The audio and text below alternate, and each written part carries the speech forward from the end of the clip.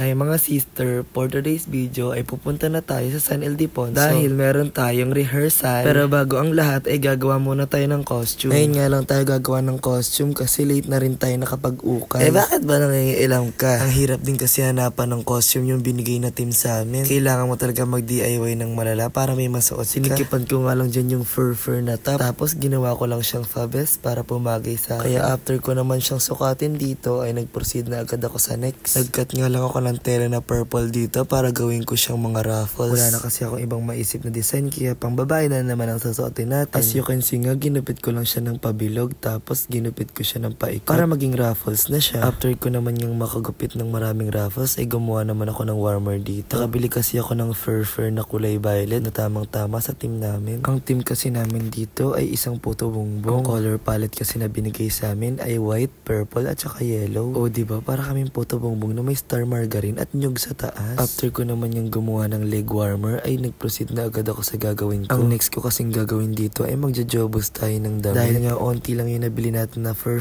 na violet ay idaday na lang natin tong fur na top natin. Idaday na rin natin tong gloves natin para mag-complement siya sa costume natin. Pakulo nga lang ako ng mainit na tubig dyan at sinabay ko na rin yung jobos na kulay purple. At nang kumulo na nga ang tubig na may jobos ay binabad ko lang tong fur na top at saka itong gloves ng 30 minutes para tumalab talaga. At makalipas nga ang 30 minuto ay binanlawan ko na silang parehas. Kaso nga lang ay hindi tumalab ang pagka-purple dito sa fur. Kaya bago pa tayo ma-stress dyan ay pinabayaan ko na lang. Hindi ko na nga nabidyohan ng paggaya ko at pagbiyahe namin dito. Hindi na rin kasi ako nakakuha ng clip pero pumasok pa kasi ako sa school. Muntik na nga ako maiwan ng coaster dahil ang tapos ng class namin ay alas 8 pa. Buti na lang ay nakaabot pa ako kaya doon na lang ako nagbihis sa loob ng coaster. Kaya eto nakarating na kami sa munisipyo ng San Ildefonso kasama ang mga pokarat kong kaibigan. Ang laki nga ng munisipyo nila dito na para bang SM na. May pa-elevator pa nga sila mga sis. Kaya nang makarating na kami dito ay binabalang namin ng mga gamit namin. At syempre after nun ay nag-practice na rin kami hanggat hinihintay pa namin yung director. Rehearse pa nga kami dyan ng steps sa gilid para hindi naman nakakahiya mamaya sa gitna. At nang dumating na nga ang director ay nag-practice na rin kami dito sa gitna para makapag-blockings na din kami. Wala nga kaming tigil kaka-practice dito para ma-perfect namin yung sayaw. Ilang practice nga rin kami dyan kaya pagod na pagod ang mga sister ko. After naman namin mag-practice dyan ay kumain na rin kami at nagpahinga. At ng ilang sandali lang ay nagkaroon na naman ng mga energy ang mga baklang to. Uuwi na nga lang kami kung ano-ano pang exhibition ang pinagagagawa ng mga bakla. Syempre dahil nga mga poka ang sister ko, hindi sila magpapahuli sa mga ganyang eksena. At si Kish nga hindi pa rin siya nagpatinag. Kumandar na naman ang pagiging sangre niya dito. Ang dami-daming pagtitripan. Yung ilaw pa talagang napagdiskitaan mo sis. At syempre pagka mga ganyang atake, hindi magpapahuli si Simon dyan. Nagpupuksaan nga silang dalawa dyan bago kami umuwi. At ayaw talaga nilang tigilan yung ilaw at tawa naman ang tawa dito si Mamo sa gilid. At pagkatapos nga ng kabaliwan ng dalawa ay dumating na nga ang driver ng coaster. Ihatid na nga kami ni Kuya pauwi sa Lisiada City sa mga oras na to. Uwi na din kasi ang mga sister ko dahil grabe din talaga ang pinagod namin. At sa mga oras na to ay nakasakay na rin kaming lahat. Maya-maya lang ay umalis na din kami kasi traffic.